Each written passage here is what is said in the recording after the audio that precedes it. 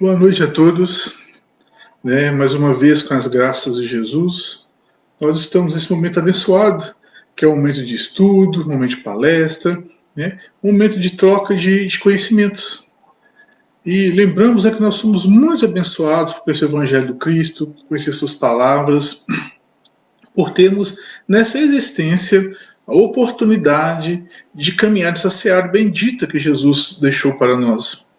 E sempre gostamos de falar que essa é a encarnação mais importante de nossas vidas, porque é a encarnação que nós vivemos, é a encarnação atual.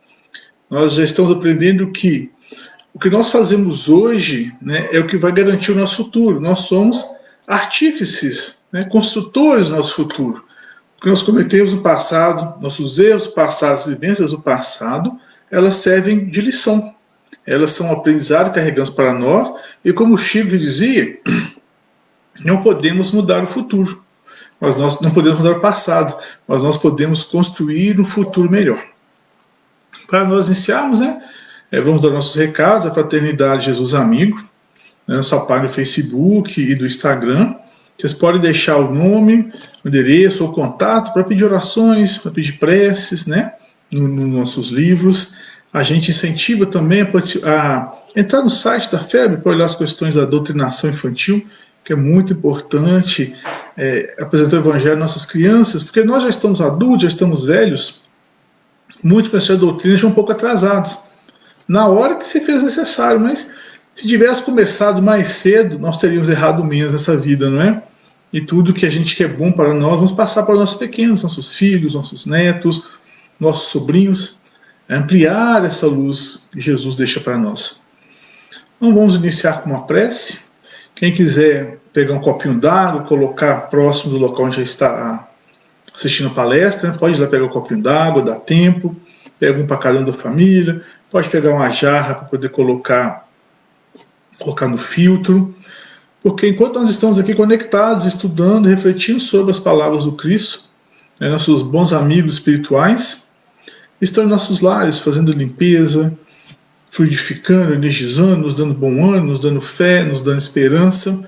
Vamos aproveitar esse momento. Então, já pegaram o copinho d'água, já colocaram aí, então vamos fechar os olhos e fazer a nossa prece.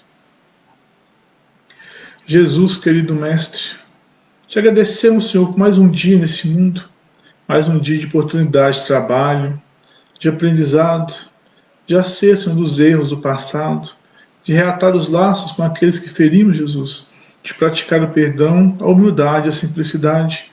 E te pedimos, Mestre, que nos dê força para seguir adiante. Fortifique nossa esperança, fortifique nossa fé. Não deixai, Jesus, desistir da vida em momento algum. Ajudai-nos, Senhor, a aprender a amar, a sermos leves e suaves, e que possamos, Jesus, seguir adiante, apesar de nós mesmos, apesar de nossos erros e das dificuldades que o mundo apresenta para nós, que sabemos que são instrumentos, Senhor, para lapidar nosso espírito e nos ajudar a ascender aos céus. Que assim seja. Novamente, uma boa noite a todos. O nosso tema de hoje, nós vamos lá no Evangelho segundo o Espiritismo, capítulo 25, Buscai e achareis, é o título do capítulo 25. Nós vamos pegar o subtítulo Ajuda-te e o céu te ajudará. Esse capítulo, de uma maneira geral, ele fala sobre as questões de como que a providência divina, chamando providência divina todos os arranjos, todos os processos, todas as ações que se fazem em nome de Deus para auxiliar o progresso do mundo, para auxiliar o nosso progresso, para auxiliar a aliviar nossas dores, para nos ajudar. Então a providência divina, ela é como o grande administrador que a tudo olha, que a tudo observa, que a tudo coordena e dá a cada um de acordo com o seu mérito, com o seu merecimento, de acordo com nossos débitos, nossos créditos, a cada um segundo suas obras. Esse item, ajuda-te e o céu te ajudará, ele vai falar muito sobre a questão do esforço na nossa melhora e como que isso gera para nós merecimento, ou gera para nós bônus, ou nos gera oportunidades para que os céus realmente nos ajudem. Porque se nós não criamos condição para sermos ajudados, digamos assim, dificulta muito o trabalho da espiritualidade amiga quando vem nos auxiliar, nos amparar, nos intuir. Cabe a nós a maior parte do trabalho em relação aos auxílios divinos, em relação ao auxílio dos céus. Nada na vida acontece ao acaso, né? Não há jogo de dado, não há sorteio, não há sorte nem há azar, né? Assim o que está planejado para nossas vidas, assim aquilo que nós angariamos ou refutamos de acordo com nossas ações no mundo, nossos pensamentos, e assim a orquestração divina em torno disso. Mas não é sorte ou azar. Então, quando faço ajuda-te, o céu te ajudará, já nos dá uma pista de como que procede esse amparo divino em nossas vidas. E isso é muito interessante porque, principalmente nesse momento que estamos vivendo, nessas últimas décadas, nós percebemos que o mundo tem andado um pouco turbulento, né? Se pegarmos os últimos 10, 12 anos, nós vamos ver muitos aviões caindo, tempestades rigorosas, furacões, tormentas, barcas afundando em rios, navios, terremotos, epidemias, pandemias, até essa hoje que estamos vivendo agora, né? Aumento dos preços, dificuldades econômicas, dificuldades sociais, dificuldades familiares. Parece que o mundo está de ponta cabeça. E diante disso tudo a gente pergunta, meu Deus, né, onde está tu? Como vai nos auxiliar? Como vai nos amparar? Me abandonaste, Senhor? Mas a verdade é que não. Deus não nos abandonou, o mundo não está de ponta cabeça, está tudo correndo da maneira certa, da maneira correta. O que está havendo? Nós estamos já à beira de uma mudança de nível no nosso mundo. Como já foi dito há algumas décadas, nós estamos passando de um mundo de provas e expiações para um mundo de regeneração. Então, nessa mudança que acontece, realmente deve haver algumas convulsões para que o lixo ele submerja, que ele se mostre. Porque para curar uma doença, nós temos que saber dela. Para fazer a limpeza numa casa, as portas devem ser abertas, as janelas abertas, a poeira colocada para fora, o lixo colocado para fora. A gente não limpa uma casa, né, sem arredar os móveis, senão a casa não fica bem limpa. É igual quando a criança vai varrer a casa, varre só os cantinhos, não varre debaixo da cama, não limpa atrás do guarda-roupa, não olha as gavetas.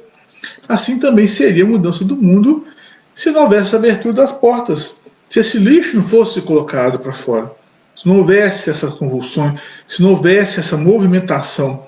Porque isso também, nós sabemos que nas tragédias a população se torna mais solidária, se torna mais benevolente, e ela busca mais a Deus. Então, também faz parte desse processo. E diante disso, o que acontece? Muitas vezes nós pedimos coisas materiais, pedimos coisas espirituais, nós geralmente estamos sempre pedindo. Pedimos um emprego, pedimos um companheiro, uma companheira, pedimos para ganhar na Mega Sena, para ganhar na Loto Fácil, no Totobola. Geralmente a gente pede mais coisas materiais. Pedimos isso, aquilo, outro. Também conscientemente, quando estamos com raiva, desejamos que o outro se dê mal, que o outro se estrumbique. Então, tudo isso faz parte, né, da nossa, digamos assim, pedidância junto a Deus. E no Evangelho segundo o Espiritismo, no capítulo 25, em relação a isso, nós vamos ver o seguinte: ajuda-te e o céu te ajudará. Pedi e se vos dará. Buscai e achareis. Batei à porta e se vos abrirá. Porque todo aquele que pede, recebe. Quem procura, acha. E se abrirá àquele que bater à porta. Também, qual é o homem dentre vós que dá uma pedra ao filho quando lhe pede pão? Ou se lhe pede um peixe, lhe dará uma serpente? Se, pois, sendo maus como sois, sabeis dar boas coisas a vossos filhos, com quanto mais forte razão o vosso Pai, que estás nos céus, dará os verdadeiros bens àqueles que lhe os pedem? Isso está em São Mateus, capítulo 7, versículo de 7 a 11. Esse trecho aqui, o que ele nos fala? O que nós pedimos, nós vamos receber. O que nós buscamos, nós vamos encontrar. O que nós queremos vai nos ser dado. E ele deixa bem claro, se nós que somos homens imperfeitos, mulheres imperfeitas, o que nossos filhos nos pedem, a gente se esforça para dar. Ele dá um exemplo bem simples. Se o filho pede pão, o homem vai dar pedra? Não, a gente dá pão. Se o filho pede peixe, vamos dar a ele serpentes? Não, nós vamos dar peixes. Essa simbologia nos traz o quê? Que nós buscamos agradar ou atender os pedidos daqueles que nós amamos, daqueles que nós gostamos. E se nós, seres imperfeitos, nos esforçamos para isso, né? O que dirá de nosso Pai, né, o Deus Celestial, que a tudo criou, que a tudo ama, que a tudo observa, que a tudo cuida? Será Ele pior do que nós? É lógico que não. Então ele deixa bem claro que, olha, se nós pedirmos, nós vamos conseguir. Se nós buscarmos, nós vamos encontrar. Mas existe um quesito aqui que é o seguinte: a gente pede e vai receber, mas depende do que a gente pede. Né? Não adianta, neste momento, eu cair de joelhos e falar assim: olha, meu Deus, eu quero muito, muito um carro novo. Aí eu fecho os olhos, faço a prece, aguardo um minutinho ou dois para dar tempo do carro chegar ali fora, vou lá, o portão, o carro está lá. Né? Não é assim, a gente sabe que não é assim que funciona. As intervenções divinas, as intervenções celestes, elas se fazem no âmbito espiritual. Elas se fazem no âmbito mais sutil, numa dimensão diferente da vida. Não adianta pedirmos coisas materiais, a não ser que nós peçamos saúde para trabalhar, inteligência para passar num concurso, inteligência para crescer na empresa. Então nós estamos pedindo condições de trabalho, condições de atuar no mundo, condições de, com o nosso esforço, com o nosso suor, nós conseguimos o quê? Progredir, melhorar e nos mantermos no mundo.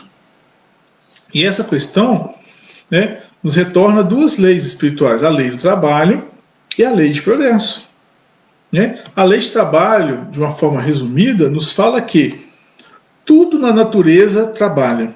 Tudo na natureza precisa trabalhar, precisa produzir, porque isso faz parte da nossa existência. Nós não nascemos para sermos ociosos. A ociosidade é um desperdício de vida. A ociosidade é um desperdício das dádivas divinas. E o que não é utilizado, tudo que nós ganhamos de uma vida que nós fazemos mau uso ou não usamos, nos será retirado no futuro. Ou no futuro próximo, ou numa outra encarnação. Né? Digamos assim, vamos dar um exemplo. Nessa vida, nós nascemos numa família abastada, com muitas posses, com boas condições financeiras, ou com boas condições intelectuais, e fazemos isso somente para nosso usufruto. Né? Então, o dinheiro que a minha família tem, que me foi deixado, as empresas dela, desculpe ter um cíliozinho no olho aqui, eu uso somente para poder viajar, para poder comer bem, para poder beber, para poder aproveitar a vida, e nada para o meu próximo. Eu não gero empregos, eu não construo, eu não faço caridade, eu não auxilio ninguém, eu não divido nada com ninguém. Da mesma forma, digamos assim, a questão intelectual. Nasci com uma inteligência mais vantajosa, tive condições de bons estudos, de bons livros, né? Consegui fazer um curso técnico, uma faculdade, um doutorado, mas eu uso isso somente para mim. Sou extremamente egoísta, não compartilho nada com ninguém, o que eu sei é somente meu, não distribuo, né, ao mundo. Estou escondendo meus talentos. O que acontece? Deus vai nos dando chance, vai nos dando chance. Se nessa vida eu recebi essas dádivas, essas joias, e fiz mau uso dela, a próxima vida me será retirado. Por quê? Porque eu não preciso. Não foi isso que eu demonstrei? Então, se nessa vida agora eu venho uma família abastada, com muitas possibilidades econômicas, possibilidades financeiras, e mal usei, né, não distribuí, não multipliquei, não auxiliei, na próxima vida eu vou nascer na condição bem pior. Para quê? Para que eu aprenda o valor do trabalho, o valor do suor, a dificuldade de se conseguir algum bem material, para que eu possa vivenciar o outro lado da moeda. O lado de quem precisa de um emprego, precisa de pão, precisa de roupa, quem passa frio, quem tem que estender a mão para ter um auxílio. Da mesma forma, na questão intelectual, posso nascer na outra vida com dificuldades, né, neurológicas, que me impossibilitam, me dificultam esse avanço intelectual.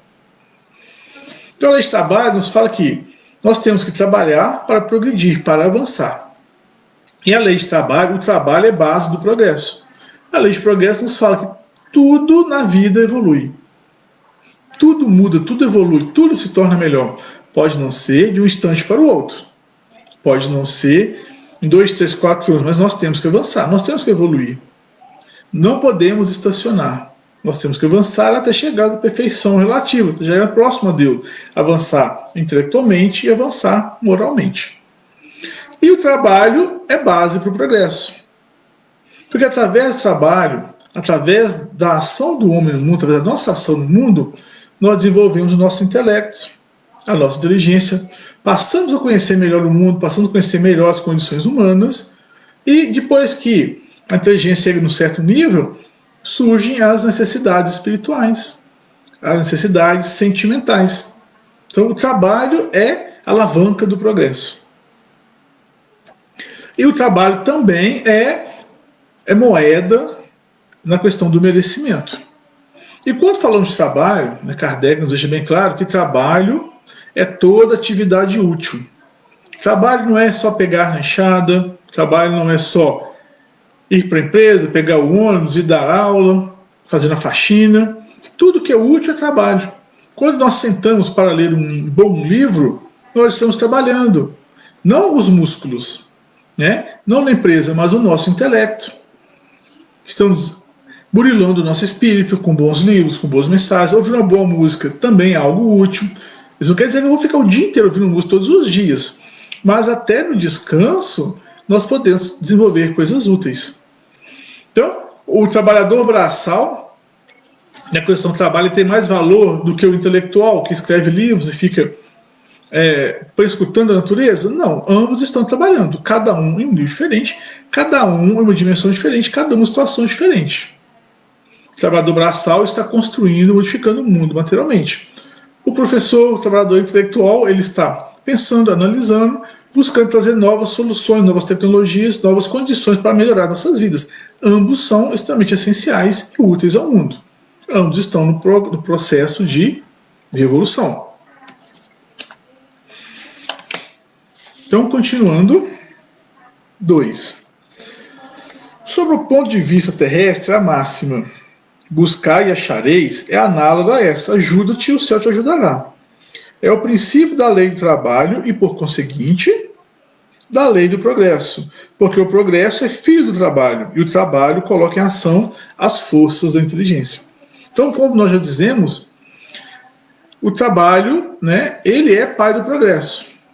Imaginemos nós, se não houvesse nenhum esforço humano para sanar as necessidades, não houvesse trabalho, não houvesse o desprendimento de energias físicas, musculares e mentais para tornar o mundo melhor, para nos dar mais conforto, estaríamos ainda como homens da caverna.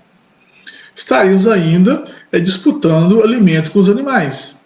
Estaríamos ainda como nômades. A cada região que tem um pouco de alimento, a gente vai, come tudo, bebe tudo, acabou, seguimos adiante. Então, o trabalho é sim uma ferramenta essencial para a evolução intelectual e moral do homem. Prosseguindo aqui. Na infância da humanidade, o homem não aplica sua inteligência senão procura de sua alimentação, dos meios de se preservar das intempéries e de se defender de seus inimigos. Mas Deus lhe deu, a mais do que o animal, o desejo incessante do melhor. Então nós começamos muito próximos dos animais, na questão instintiva da sobrevivência, da segurança e da reprodução. Mas Deus nos deu uma centelha a mais. Deus nos deu o princípio inteligente. Ele nos deu a centelha da busca incessante do conhecimento, de buscar algo a mais, algo que não está nos animais.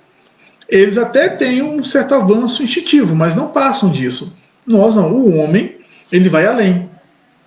O homem cria, o homem produz, o homem modifica, o homem reproduz. O homem está sempre se superando. E quando ele começa a fazer o uso desse buscar algo a mais, querer algo a mais, ele rompe as barreiras que o prendiam, digamos assim, no passado, e dá um passo adiante, e começa a desenvolver o intelecto. E no desenvolvimento do intelecto, ele começa a desenvolver a capacidade de saber do bem e do mal, o certo e o errado. E quando passamos a conhecer o certo e o errado, o bem e o mal, nós passamos a entrar no livre-arbítrio. Porque eu já tenho conhecimento do que pode e do que não pode, do que é certo e do que é errado. Então vejam bem que interessante. Essa centelha que Deus nos deu de procurarmos algo a mais, de querermos avançar, de querermos mudar, e a possibilidade de trabalho, a possibilidade de mudar o mundo, de mudar nós mesmos, nos leva ao avanço intelectual, que nos leva a conhecer o bem e o mal, o certo e o errado. Não em profundidade, não em totalidade, nós sabemos disso. É um avanço lento e paulatino. Quantos séculos, né, demoramos para entender que não podemos escravizar as pessoas?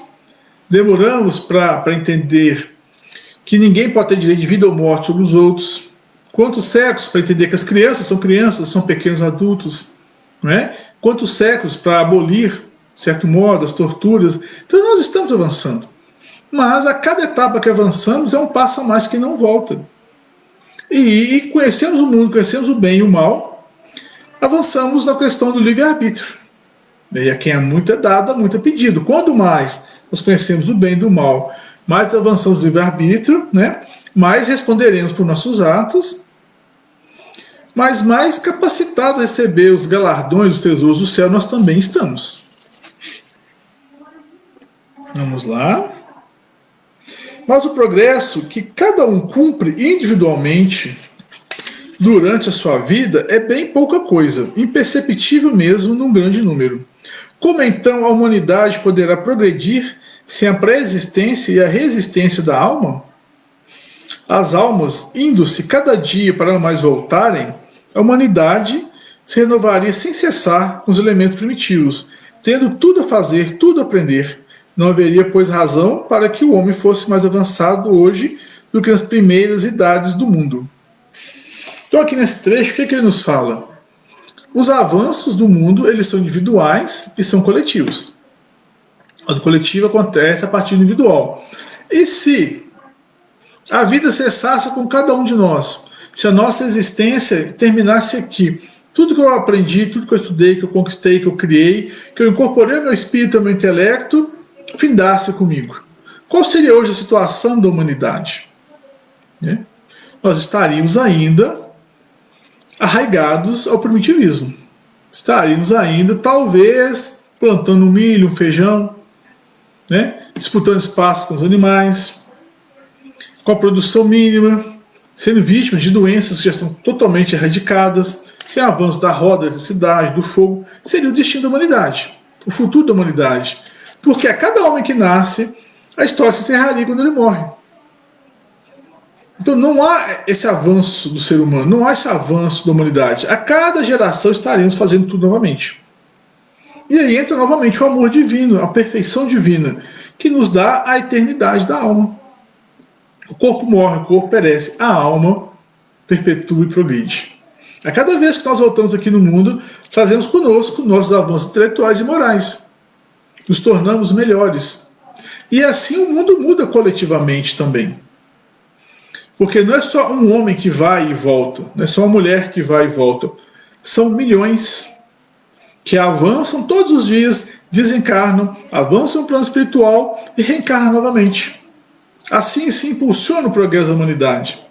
Assim que temos crianças com 4 anos de idade tocando piano, gênios da matemática, adolescentes com 10, 12 anos, com invenções, com descobertas maravilhosas, com facilidades nas línguas, na história, na química, na física, com conhecimento humano, com uma suavidade da alma indescritível. Por quê? Somos nós, já passamos aqui várias e várias vezes. Novamente, é o esforço do homem, o esforço próprio, que não se perde, que continua conosco. Vamos lá? A alma, ao contrário, voltando com seu progresso realizado, adquirindo cada vez alguma coisa a mais, é assim que ela passa gradualmente da barbárie à civilização material e dessa civilização moral.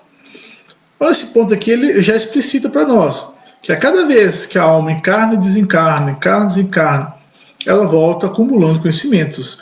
E ela passa, através do conhecimento intelectual, abandonando a barbárie, para o conhecimento moral. Então, esses dois conhecimentos vão se revezando. E a cada vez que nós avançamos, o intelecto aumenta e a moral também aumenta. Conhecemos mais as questões do ser humano, da natureza, da vida, até mesmo da fisiologia, e isso nos ampara no quesito moral. Se Deus houvesse isentado o homem do trabalho do corpo, seus membros estariam atrofiados. Se o houvesse isentado do trabalho da inteligência, Seu espírito teria permanecido na infância, no estado de instinto animal. Por isso, fez do trabalho uma necessidade e lhe disse: procure e acharás, trabalhe e produzirás. Dessa maneira, serás o filho das tuas obras, delas terá o mérito, e serás recompensado segundo o que tiveres feito. Aqui é um ponto crucial. Falamos da evolução do ser humano, da evolução intelectual, evolução moral, da questão do trabalho e do progresso. Portanto, se Deus quisesse que nós não trabalhássemos, que nós não avançássemos, que não produzíssemos, não teria nos dado os membros. Né? A mão, que trabalha, que produz, que tece, que corta, que pinta, que cozinha, que dirige. Não é isso? Essa é a mão do trabalho. Se não houvesse utilidade nela, Deus não nos teria dado. A perna que vai, que vem, que anda, que sobe escada, que desce escada, que controla os pedais do carro, é isso? Que nos leva ao supermercado, que nos leva na obra, nos traz para casa, também é essencial para o trabalho. Se não houver necessidade dela, não teríamos pernas. E a questão intelectual? Se não precisássemos do intelecto, da inteligência, também viveríamos na infância da humanidade. Deus não nos teria dado. Então, tudo que Deus nos dá é indicando que precisamos trabalhar.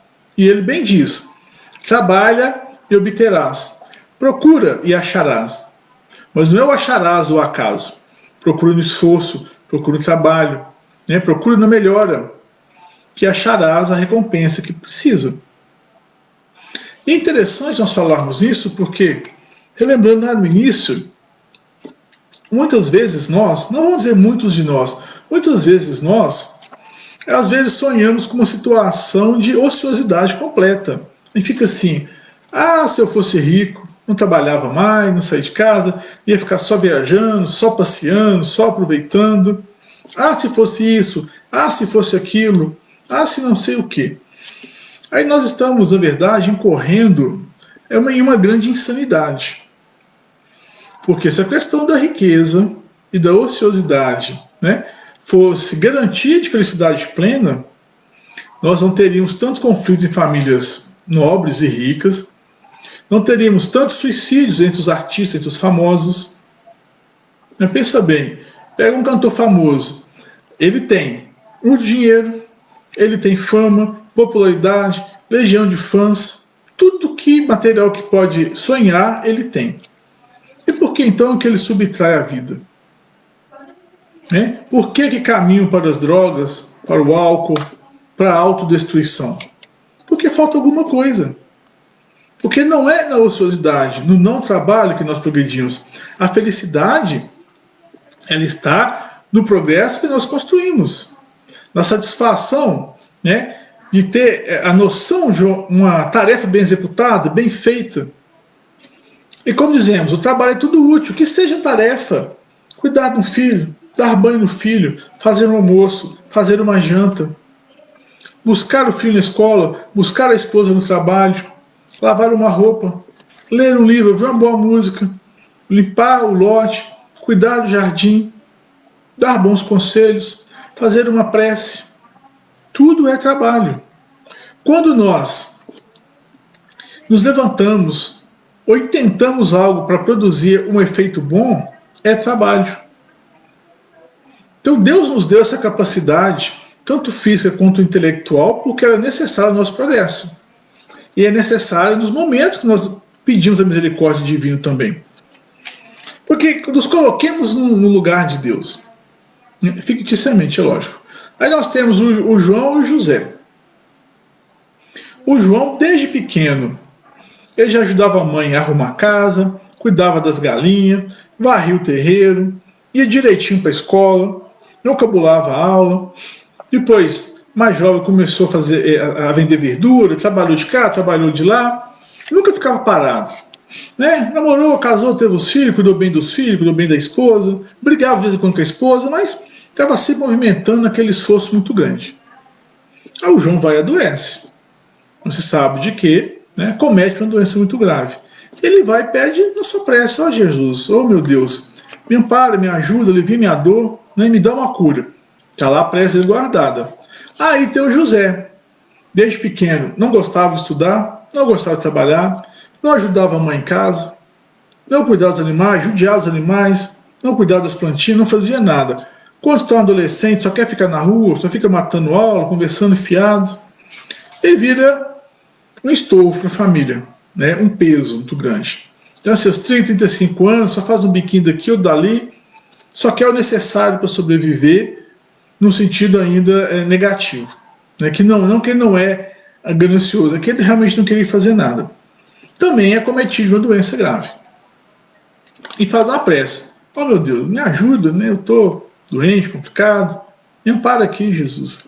Aí te pergunta, se as duas preces chegarem aos bons espíritos, né? E for colocado na balança do merecimento, do mérito, para se desprender energia, se movimentar pensamentos e forças, quem tem maior merecimento? Esse, né? Esse que muito trabalhou, que muito produziu, que foi um esmerado filho, um esmerado aluno, um bom marido, um bom pai, sempre se esforçou no que podia, com seus deslizes, igual todo mundo tem os deslizes, né? Um ser humano esforçado, ou outro que só quis aproveitar da vida, nunca quis produzir, nunca quis trabalhar, nunca quis estudar, né? Não respeitava, não criava, não cuidava, não tem uma grama plantada no nome dele. Nós perguntamos, para quem? Né? Para quem é melhor movimentar esforços? A gente sabe que é o que está produzindo. Se nós temos duas árvores, uma que dá bons frutos, outra que está seca, desgalhada, que nunca produz nada, a quem vamos dar maior atenção, maiores cuidados? Realmente é que dá bons frutos. A outra é perigoso a gente ainda cortar ela e jogar na fogueira, virar lenha no fogão. Como Jesus bem fala com a figueira seca, né? Que chega lá, não tem nada e fala, olha, maldito, não serve para nada. Vai secar e não produzir mais nada, será arrancado, jogado ao fogo. Assim também somos nós. Não tão judiciosamente. Mas a árvore que dá bons frutos merece maior cuidado. Aquele que mais produz merece melhor atenção, melhor carinho. Mas a chance é dada igual para todos nós. Então todo mundo o José vai ter a chance dele. Vai ter a chance de aprender. A dor chegou, é uma boa professora. Né? Ele vai ficar doente, ficar acamado.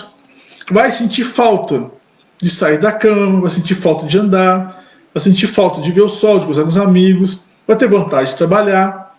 Quem sabe ele não sai da doença renovado, né? Reflete sobre a vida, reflete sobre o passado, pensar que nada fez, que nada produziu, que nada criou. Sim, a dor também é um grande professor, a doença é uma grande professora. Aí para um que trabalhou muito, que angariou bons métodos, a doença vem como um depurador. Vem para tirar o restinho daquelas energias negativas, um restinho de débito que ele tinha, para avançar. Para o outro, é um despertador. Desperta, acorda, meu filho. Então, em ambos os aspectos, tudo ainda continua positivo nessa economia divina, nessa balança divina. Mais um.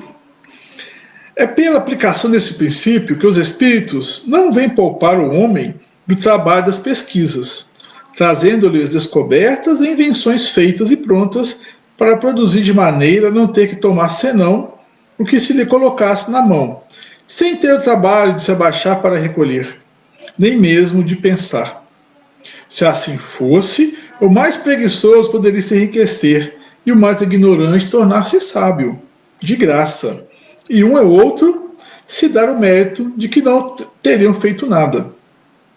Não, os espíritos não vêm isentar o homem da lei do trabalho, mas mostrar-lhe o fim que deve atingir, e o caminho que a ele conduz, dizendo-lhe, caminha e chegarás, encontrarás pedras sobre teus pés, passos. Olha, retiras tu mesmo, nós te daremos a força necessária, se a quisesses empregar. Então aqui, novamente, Kardec nos traz que os bons espíritos, eles não vêm isentar o homem do esforço físico e intelectual. Né? Eles vêm nos dar bom ânimo, nos dar condição moral, nos dar uma inspiração, nos dar uma intuição. Porque o mérito tem que ser nosso. O esforço tem que ser nosso. Nós não podemos titubear nisso. Igual tem a história até que cita, do anjo de Tobias. Tobias, filho de Tibit, lá no Antigo Testamento, O pai já velho, já doente, já cego. O pai pede dinheiro para fazer uma viagem para uma outra cidade. Então o filho era novo, um moço novo, não conhecia muito do mundo. E o pai precisa de um acompanhante para o filho. Ele vai, faz umas preces, pede a Deus para o filho ter uma boa viagem. Aparece um outro moço para poder acompanhá-lo. E os dois seguem viagem. Está no livro de Tobias. Então, durante a viagem, outro moço sempre aconselhando Tobias, né, livrando ele dos perigos. Aí eles passam perto de um lago. Tobias, o moço pede, fala que ó, pesca, pega o peixe, ele pegou o peixe, limpa o peixe. O moço fala, ó, guarda o fígado do peixe. Ele guarda e a viagem segue bem. Ele vai seguindo os conselhos do seu companheiro e a viagem segue bem. Quando retornam à casa, né, o pai, muito grato por o filho voltar bem, voltar íntegro, agradece ao outro moço e ele fala com o Tobias, olha, vai, pega esse fígado, macera ele, faz a solução e coloca nos olhos do seu pai. Tobias faz isso e o pai volta a enxergar, né, vê esse milagre acontecer. Quando o pai vai agradecer, o rapaz aparece. Ele era um anjo. Em alguns locais falam que era o arcanjo Rafael. Então, essa pequena trecho da Bíblia mostra o quê? O anjo acompanhou Tobias. Mas só o aconselhou. Não o evitou de fazer nada, só falou assim, olha, isso é certo, isso é errado, faz isso, aquilo, outro. O anjo deu conselhos. O anjo não carregou Tobias nas costas. Né? O anjo não pescou para ele. O anjo não macerou o fígado do peixe para ele. Só deu bons conselhos que Tobias seguiu. Assim conosco também é no dia a dia. Como que a espiritualidade vem nos ajudando? Daí advém essa importância da prece. Estamos nós numa situação turbulenta, numa situação difícil, a gente faz uma prece. Ô Jesus, não sei o que fazer, me ajuda. Que decisão que eu tomo, que rumo que eu faço, está tão difícil. Não estou encontrando solução, saída para isso. A gente vai, faz a prece e deixa o coração ligado no Cristo. Né? A gente não pode ficar só focado no problema. Porque se a gente fica só focado no problema, digamos assim, o nosso canal mental vai se entupir de sujeira. Tudo que vem até nós é problema pensamento negativo. Se nós fazemos a prece, acalmamos, entregamos a Deus, né? Nosso canal mental vai se ligar no mais alto. E vai vir a inspiração. Olha, vem inspiração, se eu fizer isso, se eu fizer aquilo. A gente se mantém calmo, o coração acalma com as boas energias dos bons espíritos, mais calmo, a gente tem uma outra visão do problema, pode tomar outras decisões. Vem também inspiração, vem motivação, né? Vem a alegria, vem um reforço na fé, na esperança, que são itens sumamente necessários para o nosso avanço, para a solução dos problemas. Então, nós pedimos amparo, nós pedimos apoio, nós pedimos direcionamento, então pedimos uma cura, pedimos um auxílio mais direto, normal, mas vai vir de uma forma muito sutil, né, digamos assim, quase imperceptível. Daí a necessidade de estar sempre ligando mais alto, nas preces, nas orações, nos livros, nas leituras, nas boas companhias, porque o buscar e achar, né, quem procura acha, ele também sepa as coisas negativas. Se eu procuro ódio, rancor, maledicência, prejudicar o próximo, o que é que eu vou encontrar? Vamos ser diretos. Então, se eu procuro coisas negativas, eu vou encontrar coisas negativas. Então, em vez de construir uma torre ou uma casa confortável, eu estou construindo um buraco, uma caverna, onde no final estarei preso, porque eu vou cavando, cavando, cavando. Quando eu olho para cima, eu não consigo mais sair sozinho. Alguém tem que jogar uma corda para mim, sabe-se lá quando que essa corda vai ser jogada. Então, o processo é o mesmo. O buscareis, achareis, pedireis e ser-vos dado, se é para as coisas positivas que vêm de Deus, e se é para as coisas negativas que vêm dos homens e dos maus espíritos. Então, a nossa sintonia mental, a nossa atitude diante da vida e do próximo de nós mesmos é fator determinante no que nós vamos receber em nossos pedidos. Então, estou eu aqui, né? Um filho que não agrada os pais, que não respeita os pais, um marido que não respeita a esposa, não cuida dos filhos, um mau funcionário que briga com todo mundo, que só cria confusão, uma pessoa que só reclama da vida, não tem gratidão por nada, não tem gratidão, não encontra a beleza de Deus em nenhuma das coisas, só aquela nuvem negra na cabeça, só aqueles pensamentos odiendos, né? e vou pedir maravilhas para mim. Ah, Senhor, me dá paz, me dá tranquilidade, me dá serenidade, me dá um bom emprego, meu companheiro. Mas como? Se a energia que eu emano, se meu campo mental, se meu campo energético repele todas essas coisas, se minha sintonia é outra, por mais que os céus se esforcem, eu começo a rejeitar. Eu começo a refutar inconscientemente essas coisas. Porque não estou preparado ainda. Ainda não fiz por merecer. E a nossa consciência bem sabe disso. O nosso estado mental bem sabe disso. Então, nós temos que nos preparar para receber o presente. Chega um presente grande na nossa casa, a porta é pequena e ele não entra. Então o presente não tem como passar, vou ter que derrubar a porta, derrubar a parede, devolvê-lo. Então temos que ter condição. Então eu peço a Jesus, ó Senhor, me dá um bom emprego. Aí chega a oportunidade do emprego, mas pede uma experiência que eu não tenho. Aí eu lembro, nossa, se eu tivesse ido bem na escola, se eu tivesse estudado um pouquinho melhor, tivesse me esforçado mais no estágio, tivesse tido paciência, simplicidade, não pedido conta do último emprego, agora eu teria condição desse emprego bom. Mas esse emprego chega, eu não tenho a experiência, não tenho o conhecimento necessário. Então eu não estava preparado. Então até nisso a gente tem que se cuidar, porque os céus se esforçam, mas nós também temos que nos esforçar. Tem uma história interessante lá do livro Jesus no Lar. Ela nos fala, Bartolomeu pergunta a Jesus, né? Como se dá a ação da providência divina, como se dá a interferência de Deus na vida dos homens diante das rogativas. Porque naquela época a vida era muito mais difícil do que agora, né? A maldade dos homens, a atrocidade, a falta de justiça, as diferenças sociais, a iniquidade era muito, muito maior que agora. E mesmo diante das promessas do Cristo, das palavras que ele trazia, muitos não entendiam aquilo ainda. Queriam algo imediato. Queriam um reino dos céus imediato. Queriam milagres imediatos. Queriam uma cura imediata. Queriam que cessasse as dores imediatamente. Queriam, dormir pobre e acordar rico. Queriam dormir velho e acordar jovem. Mas a gente sabe que isso não acontece. Eles não compreendiam essa questão do burilamento, do endurecimento da alma, do construir para alcançar. Então, nessa pressa toda, Bartolomeu pergunta ao Cristo, mas Senhor, como que se dá isso? Como que essa interferência, como que essa ação? Mas Jesus conta uma história para eles, que é mais ou menos assim. Tinha um homem santo, um pregador divino, que percorria o mundo levando a palavra de Deus. Então, certa vez, ele levando a palavra, peregrinando pelo mundo, ele e o seu cãozinho fiel, ele se descuidou e no meio de um caminho escuro, de uma mata, ele percebeu que a noite estava chegando e junto a ela havia uma tempestade. Para todo canto que ele olhava, ele não via onde se esconder, não via uma casa, não via um abrigo, não via nada. E uma tempestade muito grande se aproximando. Então ele para, faz uma oração e pede a Deus que cuide dele e o guie pelos bons caminhos. Feita a oração, ele segue adiante. Então, no seu caminhar, ele vai ver uma caverna, vê uma gruta, vê uma caverna, e pensa em se esconder lá. Fala, opa, ali é seguro. Vai ele, o cãozinho. Quando ele entra lá, já pensando em se acomodar, vem um enxame de moscas. Muitas e muitas e muitas moscas. Ele vai, não consegue entrar no lugar e tem que sair correndo.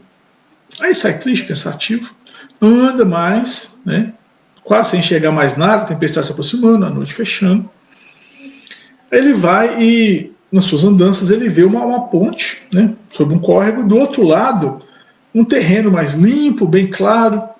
Ele pensou para lá, é um lugar seguro, estou vendo o terreno, bem limpo. Ok, vai para atravessar a ponte, ela geme, estala e rui.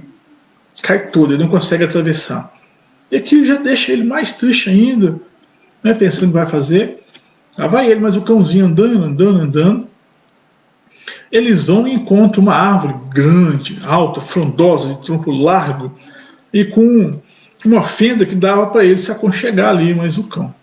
Ele se dirige para a árvore, já vendo os relâmpagos ao longe, já vendo o trovão, veio uma ventania terrível e quebra a árvore, joga ela no chão. Ele a tempo, ele não chega lá perto e perde mais um abrigo. Aí continua andando. né? Já cansado, ele vê ao longe um casebre num sítio. Já fica alegre, se dirige para lá, mas seu cãozinho. Chegando lá, ele bate a porta, né? E é mal recebido pelo morador do local, que fala que já está de noite, não recebe ninguém à noite, que aquela era a ordem, que não ia hospedar ele, não podia. E por mais que o pregador, que o viajante pedisse, implorasse, chorasse, nada. O homem não aceitava, muito ríspido, muito grosso, mandou ele embora. Lá vai ele, com seu cãozinho. A chuva cai, tempestade muito forte. Ele já disse um pouco distante da casa, arruma um lugarzinho, encosta lá e fica lá tomando a chuva. O cachorro latindo, ganinho uivando, com medo dos relâmpagos dos trovões, até que vê um trovão mais forte, o cachorro vai embora. Ele fica sozinho, passa a noite debaixo da chuva, sozinho, naquela escuridão que não via nada. Quando amanhece o dia, ele se levanta e começa a procurar caminho. Aí, conversando com um camponês mais à frente, ele fica sabendo que a casa onde foi negada hospedagem para ele sofreu um assalto e que os assaltantes mataram todo mundo. Aí ele vai e reflete que a graça divina protegeu ele, livrou de passar a noite naquela casa, senão ele também seria assassinado. E mais ainda, quando o cachorro foge por causa dos trovões, evitou que os bandidos ouvissem o uivo do cachorro e fossem até ele. Diante daquilo, ele fica surpreso, agradece aos céus pelo livramento, pelos sinais que ele entendeu, e descobre que estava no caminho errado e começa a voltar. No que ele está voltando, conversando com outro agricultor, ele descobre que aquela ponte que caiu levava para um terreno, outra ponta era um pântano, onde muitos viajantes já haviam perecido na noite. Então, ele teve um outro livramento, que ele ia atravessar a ponte e ia estar lá no pântano e ia morrer. Novamente, vai agradecer a Deus. Andando mais, ele descobre que a árvore onde ele pretendia esconder na fenda dela era um covil de lobos. Então, certamente ali ele seria atacado e morto. E a caverna, ou a gruta, onde ele não conseguiu pernoitar por causa das moscas, era um ninho de serpentes venenosas. Então ele vai, agradece aos céus pelo amparo recebido, pelo seu recebido, e pede desculpa por não ter entendido os sinais. E assim como esse homem, então Jesus conta essa história e fala para Bartolomeu, os céus nos ajudam, nos dão os sinais necessários. Nós é que não temos a condição de compreendê-los. Porque nós queremos tudo imediatamente, do modo que nós pedimos, queremos que aconteça. E assim como esse homem da história, e assim como Bartolomeu, nós temos que aprender a ver os sinais celestes, os sinais divinos, os sinais que Deus nos manda, todo o apoio e amparo que nós recebemos, toda a ajuda que vem dos céus. Às vezes nós pedimos alguma coisa, achamos que vai ser o melhor para nós, e acontece o contrário. Nossa, eu queria tanto trabalhar naquela empresa, naquela cidade, eu mando currículo, faço prova, faço entrevista e nunca passo. Só consigo emprego em empresas menores, após da minha casa. Mas por quê? Porque provavelmente naquela outra empresa eu encontraria algo que me faria ruir moralmente. Companheiros que muito bebem, que muito fumam, discórdia, inimizades, e sabe-se lá o que mais. Enquanto na empresa pequena, estou trabalhando com o meu suor, ganho pouco, mas está garantido o salário, eu trabalho a humildade, a simplicidade, a resiliência, a resignação, enquanto que o outro seria a minha perdição. Eu não sei qual é a minha resistência diante das tentações materiais. E tem outra coisa muito importante, porque o dinheiro e as riquezas abrem todas as portas do coração para as tentações. Então, quando nós pedimos as facilidades e nos são negadas, não somos atendidos, é porque nós temos um amparo tão grande que nos livra já de imediato, premeditadamente, de um mal que nós não teríamos condição de refutar ou de trabalhar em nosso coração. Então, se nós pedimos algo e não alcançamos, não vem do jeito que nós queremos, é porque não é o ideal para nós. E o auxílio vem. Ele sempre vem. A gente é que tem que aprender a ver os sinais. Só para a gente ir fechando aqui, que está dando nossa hora. Sobre o ponto de vista moral, aquelas palavras de Jesus significam: pedi a luz que deve clarear o vosso caminho, e ela vos será dada. Pedi a força de resistir ao mal, e a tereis. Pedi a assistência dos bons espíritos, e eles virão vos acompanhar. E como o anjo Tobias, você virão de guias. Pedi bons conselhos, e não vos serão jamais recusados. Batei à nossa porta, e ela vos será aberta, mas pedi sinceramente, com fé, fervor e confiança. Apresentai-vos com humildade, e não com arrogância. Sem isso, sereis abandonados às vossas próprias forças, e as próprias quedas que tereis serão a punição do vosso orgulho. Tal o sentido dessas palavras: procurai e achareis. Batei e se vos abrirá. Então aqui, enfatizando novamente a questão do que nós pedimos em relação ao amparo, à proteção, à orientação, à força no caminho do bem, sempre nos é atendido, sempre nos é dado. As questões materiais, elas são secundárias em nossa vida, fazem parte do nosso progresso, do nosso conforto, das nossas necessidades de sobrevivência. Mas essas são secundárias aos nossos pedidos. E também aprender a pedir com fé, com fervor, com confiança. Se uma situação muito calamitosa me aflige, que eu peça na certeza de ser atendido. Porque o socorro vai chegar. Na medida do meu merecimento, na medida da minha necessidade de crescimento e de trabalhar determinados aspectos de minha vida. Então é sempre confiar em Deus, confiar em Jesus, confiar nos bons espíritos, tentar nos livrar dessas amarras, desse envoltório que o materialismo do mundo contemporâneo tenta nos aprisionar, nos tornar vítimas disso. Não seria vítimas propriamente dito, porque nós temos a opção de escolha, mas a tentativa de nos impor um materialismo que está extenuando a nossa alma, que diminui nosso espírito, que nos deixa sempre insatisfeitos.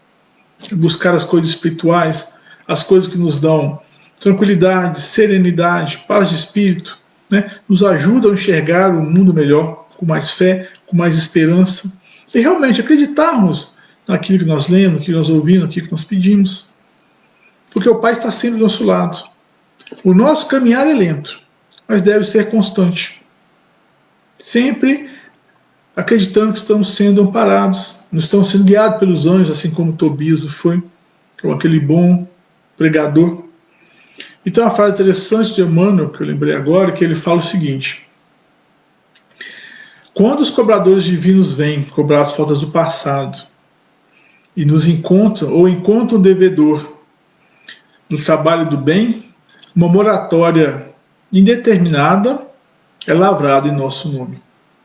Então, sempre que vem os momentos de que está o do passado, vem as dores necessárias, que nós estamos sendo úteis no trabalho do bem, sendo úteis a alguém ou alguma coisa, nós recebemos uma moratória indefinida. Então, vale a pena o esforço no bem, vale a pena o trabalho no bem. É melhor quitar os erros do passado com o suor do trabalho diário do que com as dores lacinantes de uma situação calamitosa. E isso é muito melhor. E é uma oportunidade que Deus sempre nos tem dado. Vamos fazer agora a nossa prece de encerramento. Está chegando o nosso momento. Vamos fechar os olhos, nos acalmar. Jesus, Mestre amado, bons Espíritos nos acompanhem, nossos mentores, nossos guardiões.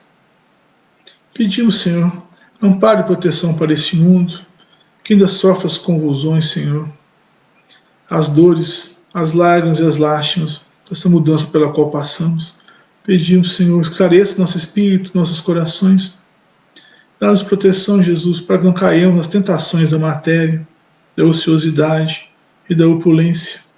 Ajuda-nos, Senhor, a sermos simples, a sermos brandos, a sermos mansos, e fortalece, Jesus, nossa fé, nossa esperança. Guardai nosso lar, nossos corações, e amparai, Jesus, a todos que necessitam de Tua luz, de Teu amor. Que assim seja. Muito obrigado a todos, que Jesus nos abençoe, nos ilumine, nos dê uma semana maravilhosa e muita força no nosso dia a dia. Fiquem todos com Deus e até mais.